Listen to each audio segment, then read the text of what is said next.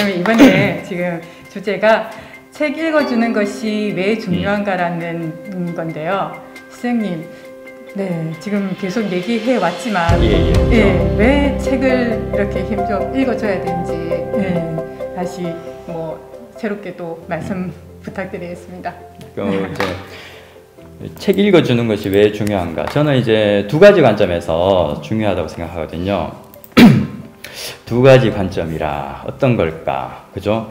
먼저는 이렇게 이제 부모와 아이들 간의 어떤 정서적인 유대감, 그런 것들과 그리고 또 다른 한 가지는 이제 언어적인 학습력, 학습과 관련된 측면에서 이렇게 중요하다고 생각하거든요. 먼저 이렇게 정서적인 유대감이라고 생각하면은 그 부분에 대한 것은 보통 이제 우리가 아이들과 많은 대화를 하거든요. 예. 근데 이제 그 대화가 어떤 거냐면은 뭐 유아야 뭐 해라. 유아야 제 첫째가 유아거든요, 이름이. 유아야 뭐 해? 유아 뭐 했어? 뭐 이런 어떤 이제 일방적인 대화가 되기가 쉽거든요. 그런데 책을 읽어주게 되면은 이런 일방적인 대화가 아니라 어떤 책이라는 것을 매개로 아이들과 부모가 정서적인 어떤 소통, 관계를 가지게 되는 역할을 해주거든요. 예. 그런 측면에서 책을 읽어주는 것이 아이의 어떤 정서적인 어떤 건강을 키워주는 것, 그런 측면에서 상당히 이제 중요하죠. 예. 그래서 보통 보면은 이제 제가 딸이 둘이잖아요. 그래서 이제 직장이나 사회에서 만나시는 아빠들, 그러니까 주로 만나는 이제 동료분들 보면은 제가 애들 둘이니까 하시는 말씀이 지금은 이쁘지만 지금은 이쁘지만 나중에는 이렇게 아빠를 지갑으로밖에 보지 않는다든지 그러니까 아이들과 어떤 친밀한 관계가 전혀 형성이 안 되어 있는 거예요, 아빠들이. 예. 엄마들은 좀 덜 하거든요. 저는 그 이유가 아이들과 어렸을 때 이런 어떤 이제 정서적인 유대감을 가지는 시간들이 없어서라고 생각을 하거든요. 그러니까 보통 남자들 같은 경우는 아이들과 친밀하게 이제 대화를 한다든지 오늘 뭐 했어? 뭐 물어보니 그런 대화가 쉽지가 않잖아요. 그런데 책을 읽어주면서는 자연스럽게 그런 관계를 맺어갈 수 있거든요. 예. 그래서 이제 그런 시간들을 통해서 아빠와 아이들이 그런 시간을 가져가면 나중에 자라서도 친구 같은 그런 관계가 이제 이어질 것 같아요. 그리고 또 다른 한 가지는 뭐냐면은 이제 언어 학습에 관련된 언어적인 관점에서 봤을 때 우리가 이렇게 이제 보면은 미국에서 태어난 아이들 중에 영어를 못하는 아이가 있다. 상상이 가세요? 상상이 안 되시죠? 예. 우리나라에서 태어난 아이 중에 우리나라 말을 못하는 아이가 있다. 상상이 가세요? 아니죠. 그렇다고 해서 이게 뭐 공부를 시키거나 그런 것 아니잖아요. 예. 어렸을 때부터 이제 주위의 사람들이 하는 말을 듣고 익히게 되는 거죠. 예. 그래서 언어 학습의 기본은 듣기거든요. 예. 그래서 문법을 공부하고 그래서 이제 이 언어를 익히는 것이 아니라 귀로 듣다 보면은 이제 귀가 열려지고 들은 것을 입으로 따라하다 보면서 자연스럽게 익히게 되는 거거든요. 예. 그래서 이제 책 읽어주는 것을 통해서 아이들이 듣고 듣는 대로 말을 하게 돼요. 네. 그래서 보통 이렇게 보면은 아기들이 이렇게 애들이 옹알옹알 거리면서 그렇게 말을 하잖아요. 그러면은 이제 그걸 따라하는 재밌으니까 귀여우니까 하면서 그래서 막 이렇게 이제 따라 하고 그러는데 그렇게 되면은 언어 발달이 이제 좀 다른 친구들보다 늦어요. 그리고 아이들에게 많이 책을 읽어주지 않거나 말을 하지 않거나 대화를 하지 않거나 그러니까 상대적으로 이제 많이 듣지를 못했던 애들은 언어 발달이 좀 더뎌져요. 네. 그래서 그런 측면에 있어서 아이들한테 많은 얘기를 하고 많은 책을 읽어주고 그것만으로도 귀가 열리면 아이들이 이제 어휘력이나 이런 부분들이 훨씬 더 도움이 많이 되거든요. 네. 그래서 유아 언어로만 얘기해주면 나중에 자라서도 유아 언어로 얘기를 하게 되죠, 아이들이. 네. 그런 측면에 있어서 부모님들이 잘 이렇게 고민을 해보실 필요가 있을 것 같다는 생각이 들어요. 네. 우리 선생님은 좀 어떠셨던 것 같아요? 네. 네, 그죠. 네. 네, 당연히 나올게요. 네, 지금 사실 책 읽어주면서 예, 아이들한테 예, 도움이 됐으면 네. 하는 학습적인 약간 그런 마음도 있었던 것 같은데 지금 오늘 들으면서 또 책이 그것보다 우선적으로 해서 애가 책을 정말 친해지고 좋아하게 먼저 만들어줬어야 되겠구나 싶은 생각이 네, 들었어요. 네. 그러면서 네 오늘 다음 네. 굳이 이렇게 대답을 하시려고 안 하셔도 되고. 아, 네. 갑작스런 네. 질문 주셔가지고 제가 너무 당황해서요. 네. 네. 편하게 이렇게. 네. 그 애들이 지금 아까 이제 여쭤봤을 때 11살 네. 하고 13살. 13살, 네. 4학년, 6학년. 네. 벌써 다 컸네요, 그죠? 그죠. 안 그래도 6학년 큰애는 이제 혼자 책 읽는 걸 더 좋아하더라고요. 그래가지고 약간 이번 강의를 준비하면서 나도 이제 애들한테 책 좀 다시 읽어줘야 되겠다 싶은 생각이 들어가지고 애들 불러보았어요. 엄마 책 읽어줄 테니까 책 가지고 오라고 했더니 큰애는 그냥 됐다고 하더라고요. 예, 약간 아쉬운 감이 있긴 한데 예, 그래도 이제 둘째도 있고 큰애도 이렇게 계속 읽어주다 보면 안 그래도 그 책을 보니까 예, 이 특강 관련되는 책을 좀 찾아보다 보니까 애들 책 읽어주기가 애들 어휘력 향상에 상당히 도움이 된다는 얘기가 있어가지고 제가 읽어주면서 유심히 봤어요. 우리가 생활에서는 쓰지 않지만 이 책에 나오는 단어들이 새로운 단어들이 정말 살면서는 한 번도 하지 않을 그런 고급 어휘들이 많이 나오더라고요. 예, 그러면서 아마 큰아이는 직접 와서 듣지는 않지만 옆에서 들으면서 그게 어느 순간 쌓이지 않을까 하는 생각이 듭니다. 그렇죠. 네. 네. 다음으로 이렇게. 네, 요 다음 넘겨드릴까요? 네. 네. 자, 지금 댓글 한번 잘 듣고 계신 분들 있으시면 예, 한번 댓글 부탁드릴게요. 네, 저희 준비하는 동안 지금 아무도 안 올리시는데 열심히 이렇게 강의가 네, 너무 좋아서 집중하시느라고 그죠. 그렇게 이해를 하겠습니다. 저는. 그런 걸로 알고 있습니다. 네. 그러면 이제 다음 넘어가서 책 읽어주기 정말 기본적이면서 참 중요한 육아의 한 방법인데요. 예, 책을 읽어주면 당연히 소리 내서 책을 읽어야죠. 그렇죠. 예, 그리고 소리 내서 책을 읽으면 집중도 잘 되고 사실 머리에 쏙쏙 들어오는 것 같은데요. 그런데 사실 소리 내서 읽기가 힘들잖아요. 목도 아프고. 그렇죠. 그리고 읽어주다 보면 눈으로 읽는 것보다 속도도 너무 느리고. 그렇지만 소리 내서 읽어야 한다는 말씀을 하시고 싶으신 거죠. 네. 이거 그대로 놔두시면 좋을 것 같아요. 아, 네네. 예, 이대로 이렇게.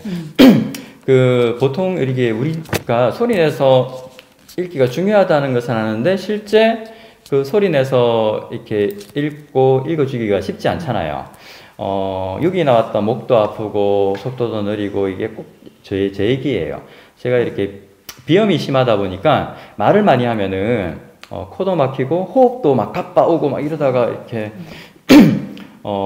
많이 힘들어지는데 근데 아이들이 중요한 거는 이제 책을 읽을 때 소리 내서 읽는 게 중요하거든요.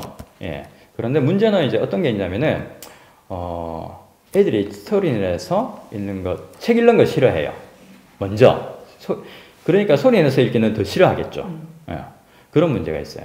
중요한 거는 그런데 어렸을 때 책을 부모가 읽어줘서 책에 이제 재미가 있고 책에 재미가 있는 것을 경험했던 친구들은 훨씬 더 쉽게 이제 접근할 수 있거든요. 그거는 실제적인 어떤 부분들은 좀 이따 제가 말씀드리고 소리 내어 읽기가 중요한 이유 중에 하나가 어떤 거냐면은 지금은 우리가 이렇게 이제 책이나 이런 것들을 보면 띄어 읽기가 다 되어 있잖아요. 근데 예전에 오랜 전에 문맹률이 높았던 시절 그때는 문자라는 게 띄어 읽기라는 게 이제 띄어쓰기라는 게 없었어요. 전부 다 쭉 이제 붙어 있었어요. 예. 그래서 읽어주는 사람의 그 말을 들으면서 이제 일을 했던 거죠. 네. 그래 이제 지금 예전에 서당에서 훈장님이 하늘 천 따지 하면은 따라서 이렇게 하잖아요. 한자가 띄어쓰기가 안 되어 있거든요. 예. 근데 들으면서 띄어읽기가 되고 이제 띄어읽기를 해야지 문맥의 흐름을 정확하게 이해하고 파악할 수가 있거든요. 그렇게. 그래서 이제 중요한 거는 아이들이 어렸을 때만 소리 내서 읽는 것이 아니라 나중에 커서도 소리를 내서 읽을 수 있도록 이제 도와줘야 될 필요성이 있거든요. 독서 전문가들은 대체적으로 아이들한테 이제 독서 교육을 해야 될 시기를 빠르면 7살, 보통 8살 때 전문적인 독서 지도가 들어가야 된다고 이렇게 공통적으로 이렇게 얘기를 하고 있어요. 그러면 어떻게 그럼 독서 지도를 해야 할 거냐? 소리 내서 읽게 해야 되거든요, 먼저. 근데 문제는 아까 얘기했듯이 우선적으로 첫 번째, 책 읽는 걸 별로 안 좋아해요. 그래서 두 번째, 그러면 소리 내서 읽는 것은 더 싫어하죠. 네. 그래서 예전에 제가 한솔교육 그 주니어 플라톤에서 그 어머니들이 이제 우리 애가 책을 잘 읽는데 이해를 좀 더 전문적인 교육을 시키고 있다. 이런 친구들보다 우리 애가 책을 안 읽는데 저 책을 좀 이렇게 친하게 만들어주고 싶고 책을 좀 읽게 하고 싶다. 이런 친구들이 훨씬 더 많았어요. 예. 그래서 이제 제가 가보면은 문제는 애들이 이제 또 그런 애들은 책을 싫어해요. 예. 근데 책을 싫어하는 게 아니라 사실상 어렸을 때부터 책의 재미를 경험해보지 못했던 친구가 대부분이에요. 아, 이 책이 재밌구나 라는 것을 경험해보지 못했던 친구들이 대부분이거든요.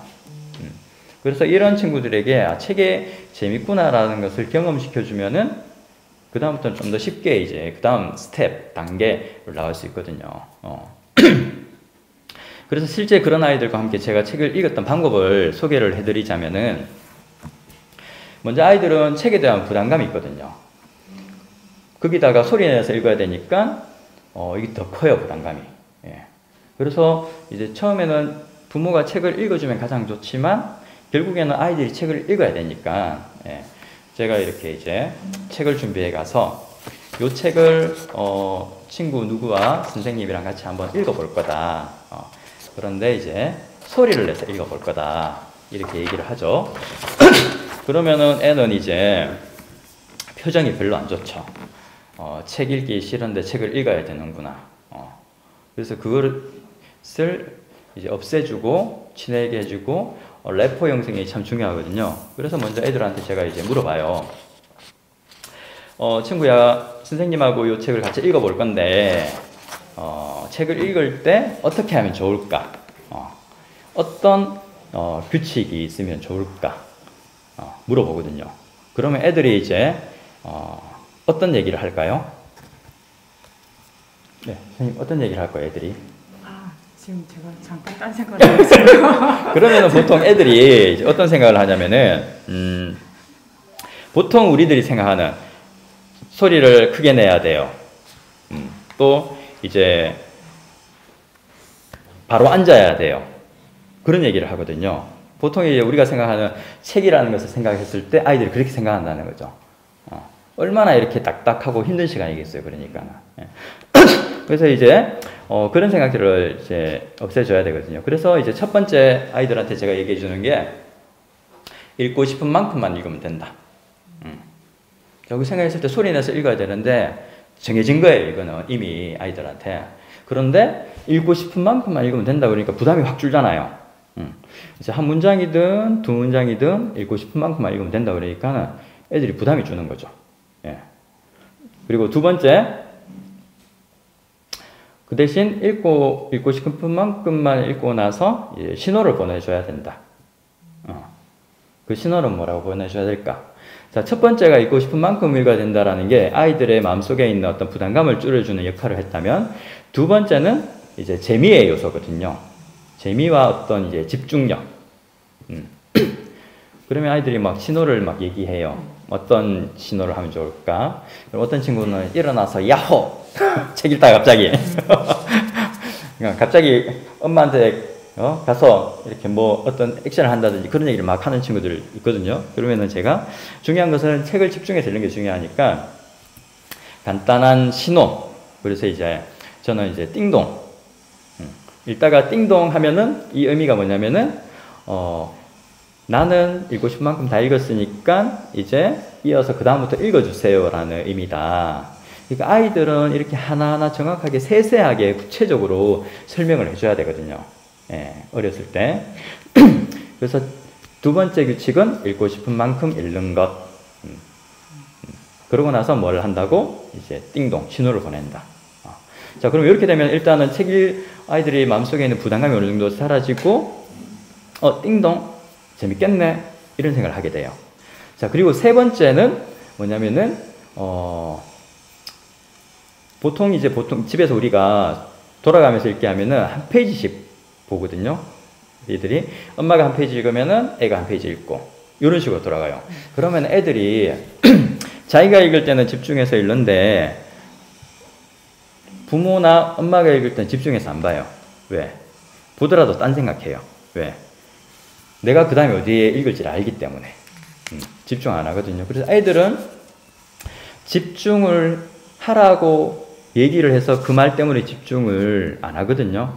예, 집중이 안 돼요. 안 한다기보다는 집중이 못 해요. 자, 그래서 어떻게 하냐면은 이제 세 번째는 뭐냐면은 자기 차례인데 어디부터 읽어야 될지 모르면은 벌칙이 있다. 예, 그게 세 번째 이제 규칙인 거죠. 네. 그러면은 아이들이 자연스럽게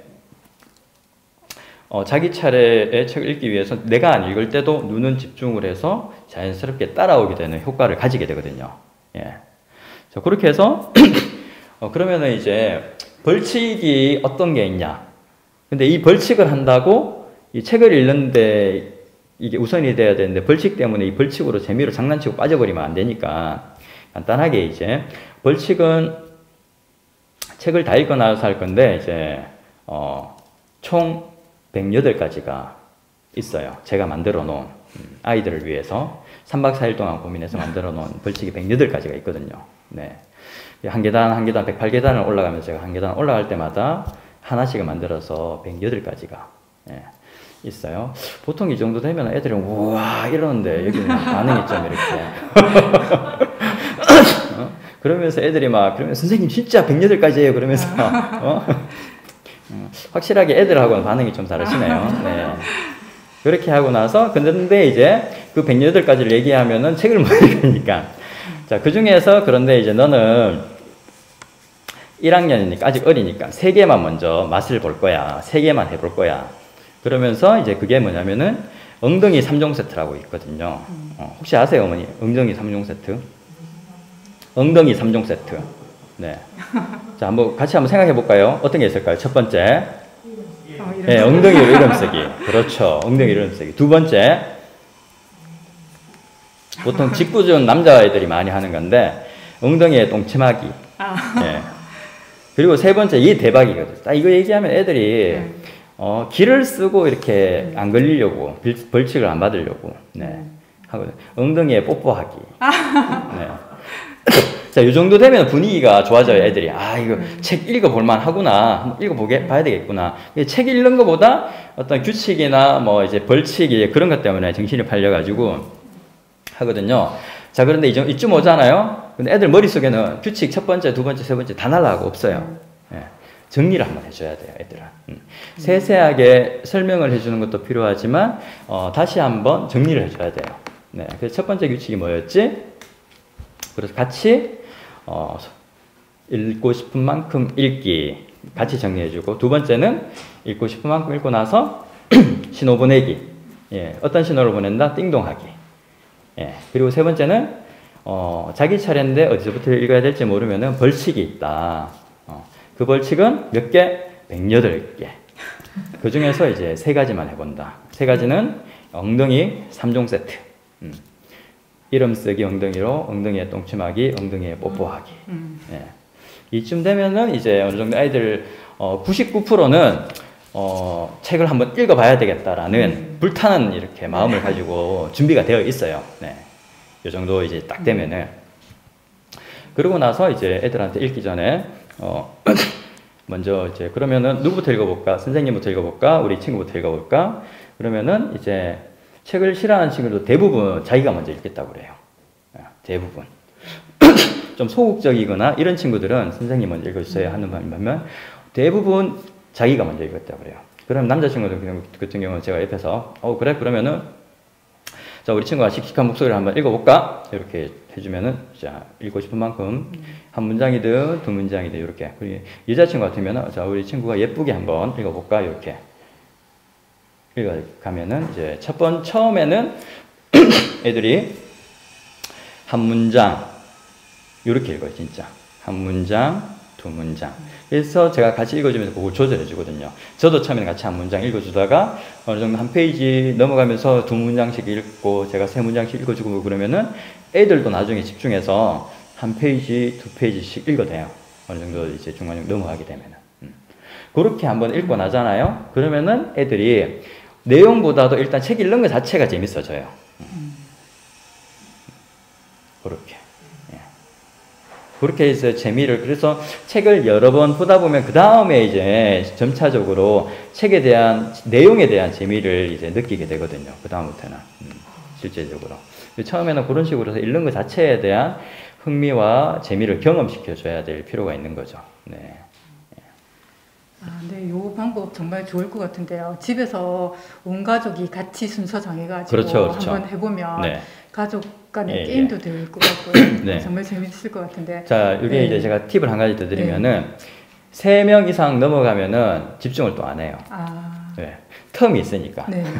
자기 차례 기다리면 너무 기니까. 네네. 텀이 있으니까. 자, 그때는 그때는 어떻게 하느냐. 3명이다. 그러면은 띵동을 하는 사람을 바꿔줘요. 둘이 할 때는 띵동을 읽는 사람이 띵동을 하는데 3명이잖아요. 그럼 주네요. 띵동을 누가 하냐면은 여기 한 명이 있고 시계 방향으로 돈다. 네. 그러면 제가 읽었으면 그 다음에 선생님이잖아요. 그러면 요 친구가 띵동을 하는 거예요. 그럼 요 친구가 띵동을 해야 되기 때문에 집중을 해서 봐요. 네. 그리고 요 친구는 자기 차례가 그 다음이기 때문에 띵동을 안 하더라도 집중해서 이제 보게 돼요. 예, 요 3명이 할 때는 이렇게 띵동을 누가 하느냐, 신호를 누가 보내느냐에 따라서 3명을 집중시킬 수 있고, 자, 4명이 이제 할 때는 그것도 그때도 바꿔줘요. 띵동. 신호를 누가 보냈냐. 네. 오늘 오신 분들은 5인 가족이라서 5명이 하려면 규칙을 또 새로 만들어야 되겠네요. 그렇죠. 규칙을 이렇게 잘 고민해 보시고. 근데 정말 솔깃한 방법이에요. 그렇죠. 이게 실제적으로 제가 이렇게 이제 플라톤 하면서 느꼈던 게 뭐냐면은 실제 이제 수업하는 건 누구나 할 수 있어요. 문제는 애들이 첫 번째 책을 안 읽어와. 책을 싫어해. 책을 읽는데 집중을 안 해. 그죠.